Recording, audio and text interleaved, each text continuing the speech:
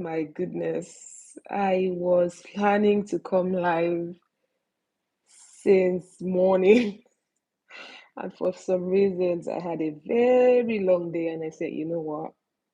I'm still going to come live here to share my topic with you guys today. So,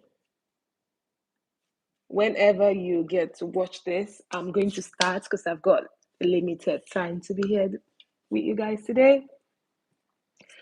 So hi and hello everyone. If you see my eyes moving up and down, just know that I'm a little bit distracted.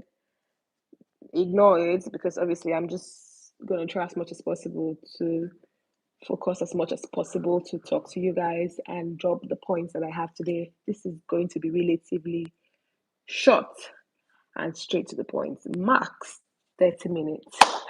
And I am so excited to be here. Welcome to today's live webinar or live session because I could call it webinar. My name is Edidio Ishola. I am a perinatal mental health therapist. Just so you know, I work under motherhood cares, a perinatal mental health social enterprise in Nigeria. My role is to help you navigate the emotional challenges of motherhood, helping you find clarity, and obviously, most importantly, support. That is what I do through Make Earth Cares.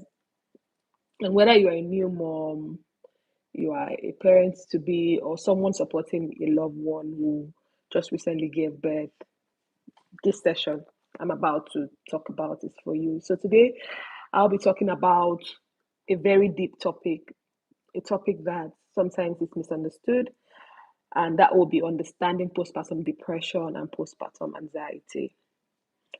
So if you are watching this, put in the comment section for me, understanding postpartum depression and postpartum anxiety. So this session, I'm going to try and put in some, obviously, activities in between to ask some questions or create a poll. If you're joining in, thank you for joining in. Thank you. Thank you. Say hello to me and let me know where you're joining in from. I'm going to be talking about postpartum depression and postpartum anxiety. I mean, this condition affects so many moms, and yet these mothers sometimes can be misunderstood or dismissed because we live in a world where a lot of times mothers are not allowed to be themselves. So my goal is to help you recognize the signs. My goal in this webinar is to help you to recognize the signs, to understand the difference between postpartum depression and what we call baby blues, and learn what you can do and when you should seek help, because obviously they are myths around surrounding. Thank you for joining. Let me know where you're joining from. Hello, hello. Thank you for joining. I'm talking about postpartum support and postpartum depression and anxiety. Thank you for joining in. I am Edidiong, and I am a perinatal mental health therapist. And today I'm going to be talking about understanding postpartum depression and anxiety. Thank you for joining in. And as I was saying, that my goal today is to help you recognize the signs and symptoms of postpartum depression and anxiety and how to differentiate it from. I'm doing amazing. Thank you for asking how to differentiate it from baby blues, and obviously learn ways that you can seek support. So let's begin. I'm going to go straight to the point because I'm trying to make sure that I meet up with time today. So let's start with baby blues. What is baby blues? After childbirth, up to 80% of, hello, thank you for joining in, of moms experience what we call mood swings. Sometimes they become tearful, and irritability sets in. So they are irritated easily. And this baby blue thing happens to a lot of mothers. You'll find out that a lot of mothers experience baby blues where they are, kind of tearful. And this is because the hormones that was produced during pregnancy and all starts reducing because they've given birth and all. So it's kind of connected to hormonal changes. And because of that, baby blues are kind of very normal. And because they are, like I said, they are caused by a sudden shift in the hormonal levels after delivery. And baby blues typically peak around, let's say, day 3 to day 4 of postpartum. And obviously, as the time goes, I'm not a doctor, I'm a perinatal mental health therapist. Thank you for asking. And obviously, as time goes on, the I was talking about the hormones that are responsible for pregnancy and how it shifts. The levels shift immediately. This delivery has taken place, and this can also lead to the moods that we see in baby blues. Please pay attention. I'm trying to um, differentiate between baby blues and proper postpartum depression. So people who experience baby blues, you see it between the second to the fifth day of postpartum, and obviously it fades away after 2 weeks. It doesn't last that long. Otherwise, when you talk about postpartum depression, it is different. It's just like, say you find yourself in a fog and you can't find your way through. It's different. Unlike baby blues that obviously slightly thick, but it's not that thick. But finding yourself in a very thick fog is what is actually depression, because it's more intense. It's actually more intense. Thank you for joining in. Let me know where you're joining in from. Thank you for joining in. I might not be able to read what you wrote, but just let me know what you wrote in English and I'll continue. So, because postpartum depression lasts longer and it does have a significant impact on the woman's or the mother's ability to function, and because it has that impact on the mother's ability to function, the child might not be able to receive appropriate care. And so, moms with postpartum depression kind of experience persistent, take note of the word persistent, drop for me in the comment section, persistent sadness or hopelessness. So there's nothing around them feeling like there's any form of hope. So they find difficulty bonding with their babies. Remember, I said that they had the inability to function like every other mother. So they couldn't even be able to breastfeed. So postpartum depression, sometimes they they cannot just bring themselves to breastfeed, and so that bonding is being impaired. They feel overwhelmed to the point where, okay, yeah, so where everyday tasks feel impossible. So you just see that people who have baby blues can even still stand up and get things done, but they still are easily irritated. But when you are experiencing postpartum depression, I'm so used to saying postpartum support. Obviously, when you're experiencing postpartum depression, it's a different ballgame entirely, because you cannot just find yourself up. Getting things done feels so impossible. So let's talk about postpartum anxiety. I've spoken about baby blues. I've spoken about postpartum depression. I'm going to be talking about postpartum anxiety. While postpartum depression gets more attention, obviously postpartum anxiety is just as common, because people don't really talk about it. You know, they don't really bring in postpartum anxiety as much as they talk about postpartum depression, and you hear people talk about postpartum depression more than anxiety. And meanwhile, it's kind of the same thing, because women who have or mothers who experience postpartum anxiety present with similar symptoms of postpartum depression, something like constantly worrying. Obviously, it might not be similar, because postpartum anxiety makes you worry a lot, because you constantly worry that something bad is going to happen. Take note, you might worry that something bad is going to happen to your child, but worrying excessively that you cannot control your thoughts and excessively going to go and check whether your baby is breathing, if you do that more than once or twice, obviously I'm giving you the breakdown because eventually I'll tell you what to do if you are ever in that situation. Obviously, I'm going to share with you how to navigate that journey, and obviously we're going to try and have some activities on this life. I've got limited time, but I promise you I'm going to make it.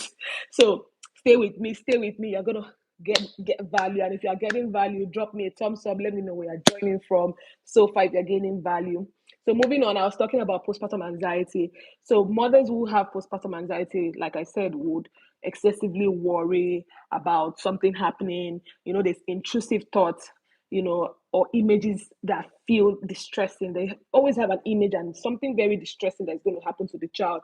And obviously they sometimes experience, when I tell people that sometimes mental illnesses kind of affect physical health, they'll kind of find out that their heart is racing so fast, and they'll have trouble sleeping, and they'll have what we call panic attacks. So people say, oh, panic attacks, like, if you've ever really really experienced what panic attack is, you can't really find yourself together. I've felt panic attack before when I had a very terrible news and all.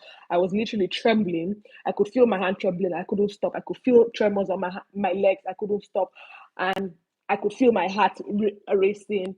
and I couldn't sleep. So all of these are symptoms of anxiety, and this is also relatable to pregnancy. I mean, to postpartum. I mean, so if you experience this as a mother, where you have extreme heart racing, when you have panic attacks and trouble sleeping, and obviously excessively worrying about the health and well-being of your child, and constantly going to go and check the breathing of your child, or worrying that something bad is going to happen to your child, then you might just be experiencing postpartum anxiety. Unlike postpartum depression, postpartum anxiety is often overlooked because people assume all moms worry. I mean, people do that a lot. That, oh, every mom, leave them alone. They're always worrying. But this kind of this mental illness, which is postpartum anxiety, this kind of worry is not the same. It's persistent. It's not where the mother just is just worrying like a normal mother would. I wouldn't want to use the word normal because every mother is normal. What I'm trying to say is the worry is kind of different because it becomes persistent, it's overwhelming, and obviously it disrupts life. So you find out that, for example, a mother would spend a greater part of the day going to go and check the breathing pattern of the child. Do you get? I'm going to tell you something eventually at the end of this video, at the end of this recording and all. So at the end of this live recording, whatever. So I'm going to share something with you on how you can identify if you fall into this category. So please watch till the end. So I'm just going to pause for a minute and ask a question.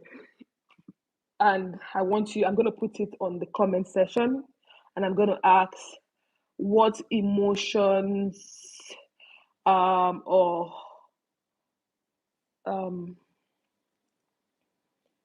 physical symptoms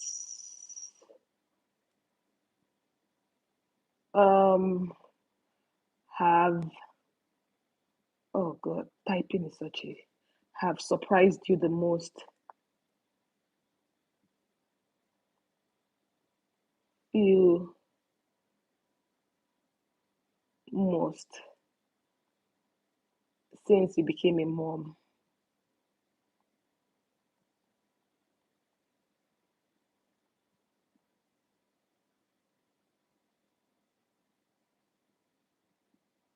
What emotions of emotional supposed to be emotional. What emotions or physical symptoms have surprised you the most since you became a mom? Now, YouTube is not letting me type the full thing and all, but I'm putting it out there. If you see it, drop me an answer, please. Let me know. I would read it and then we would continue. Whilst I wait for you to answer me, um, I'll just put it there. And if you're coming in and you see this, let me know. So if you're a mother, you're a new mom, or even if you've cared for someone for a new mom before, if you have this answer, what was the emotional presentation or the physical symptoms that a mother that you cared for presented that surprised you the most? And if you're a mother, what emotions or physical symptoms that did you have in your journey of motherhood, or when you were pregnant, or when you were postpartum, especially because I'm talking about postpartum depression, that surprised you the most? Put it for me in the comment section and I will take it from there. So say you were kind of tearful when you were, postpartum. If you felt like you were excessively tearful as a mother, I think that was quite normal. I'm just going to just assume that you would receive answers, but I'm going to answer regardless of what would come in, and also based on what some of my clients always present with. So I know that some mothers find themselves tearing.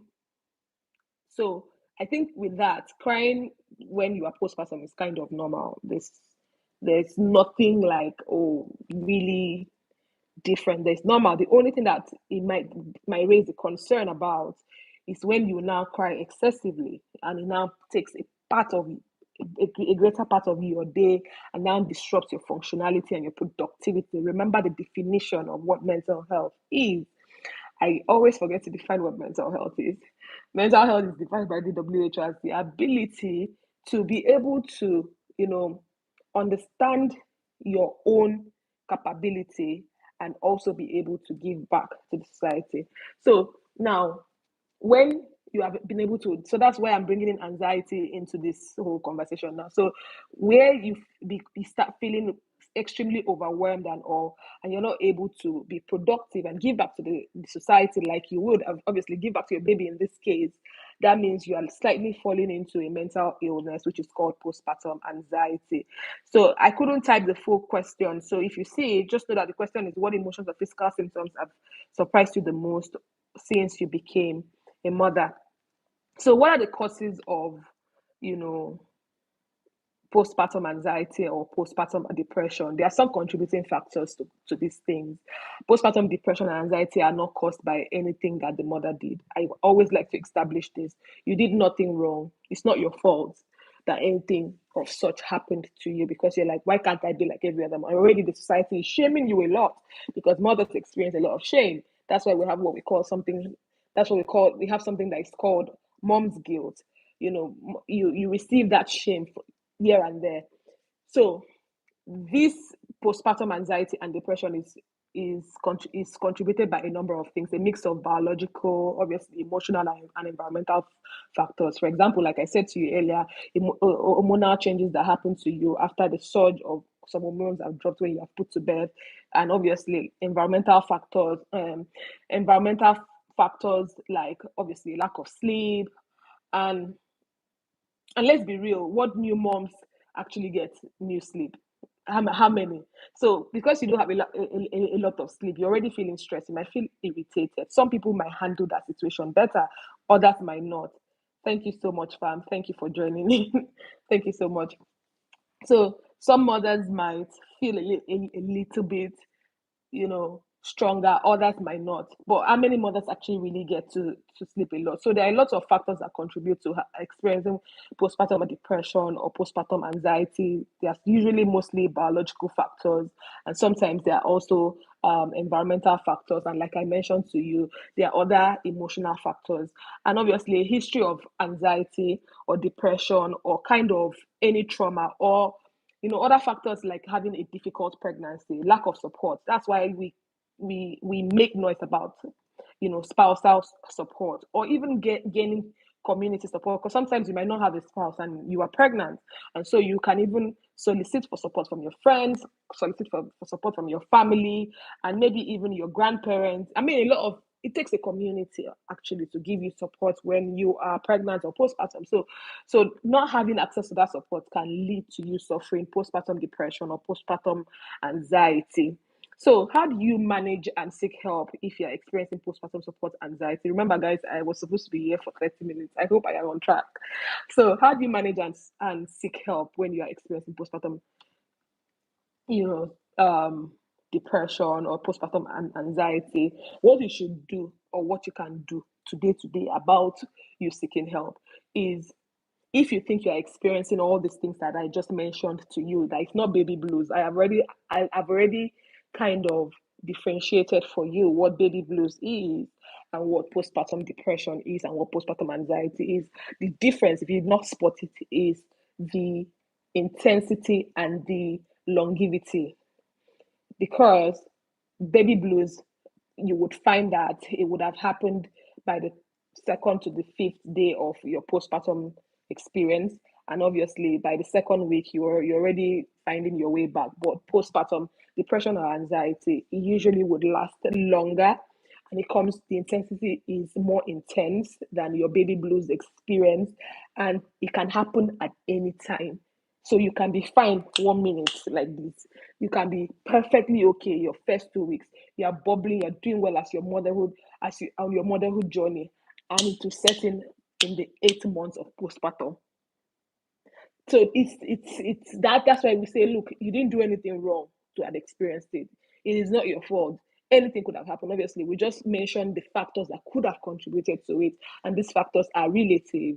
So you don't have to obviously put yourself down or make it look like, oh, you did something wrong. So what you can do is, to talk to someone that you trust. Thank you, Adeze, for joining in. I really appreciate it. It's good to see you. It's been a long time. So the first thing you have to do is to talk to someone that you trust. And talking to someone that you trust can be your friend. And don't be afraid to speak up. It could be a partner, it could be your, your healthcare provider. So you can decide to talk to anyone. So also making sure that self-care is a priority, because I'm talking about what you can do now.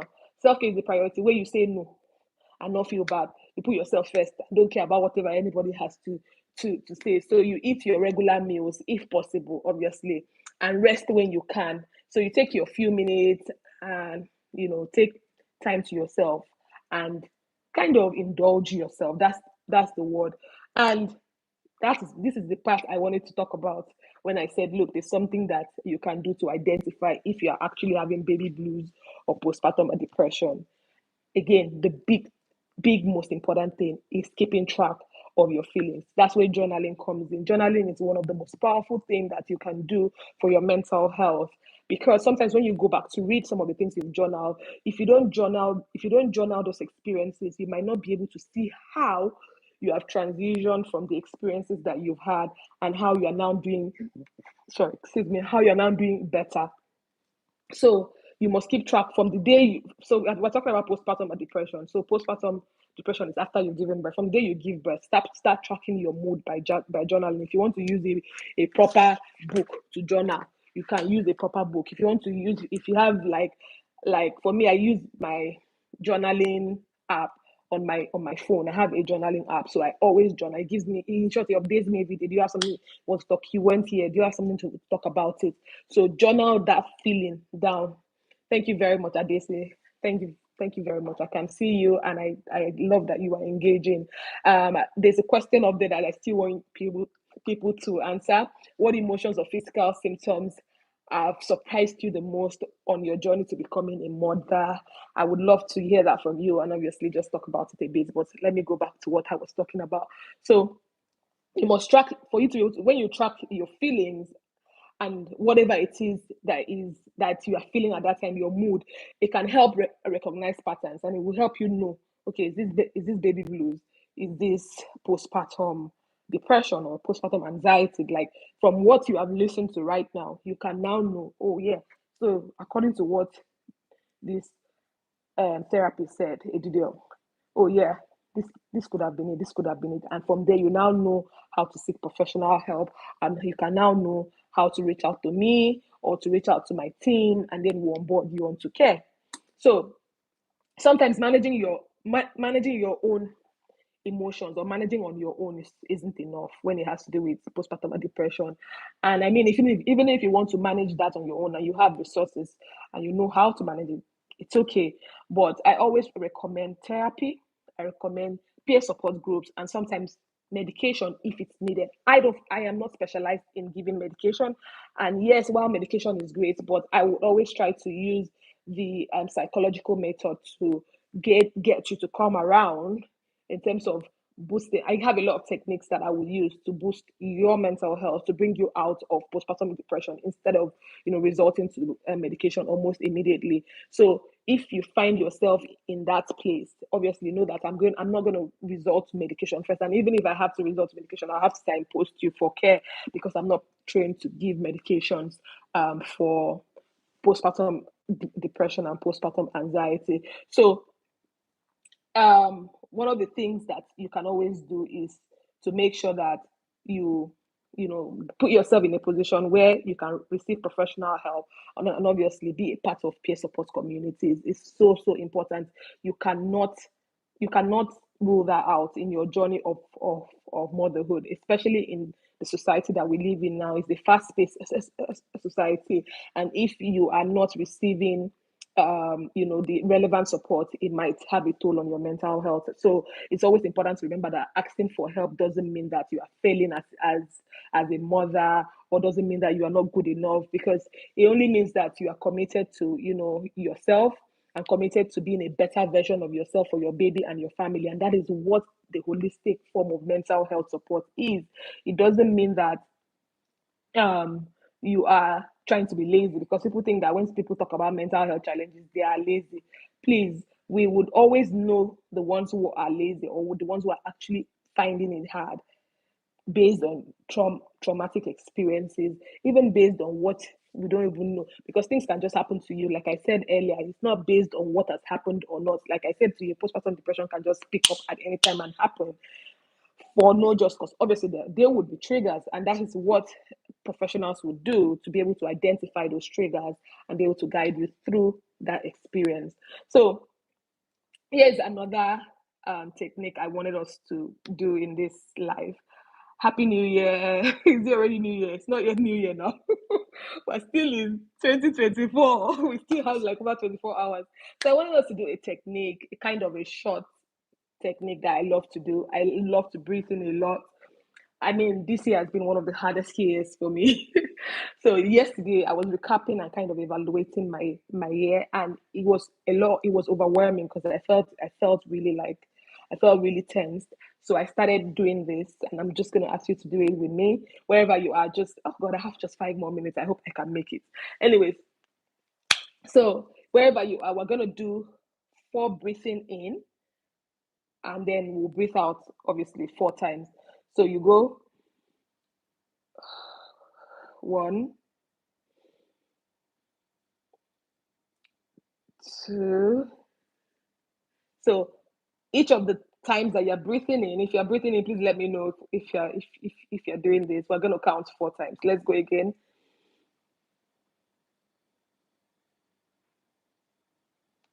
And out. One more time, guys. Go. If you're doing it, let me know if you're doing it. One more time. Breathe in and out. So this technique actually helps calm your nerves. It's so calming. So right now I've had a long day. I already feel calm with doing that because it makes you aware of the fact that it makes your body aware of the fact that actually you needed that a bit of air. You needed to feel a little bit. It kind of just makes you calm. So um that's one of the techniques I always like to do when I feel a lot. I feel like I am overwhelmed, or I feel like I am, you know, I feel like the I don't know if I should call it fog. The fog of the day is just too much. It wants to breathe on me. So I just make sure that, um I I do the breathing in and out technique. If you have not been doing it, do it. It works so well. Like yesterday, I was literally breathing in so much, like I was like, breathing no. so so if anything we've talked about today resonates with you, I want to ask you to either reach out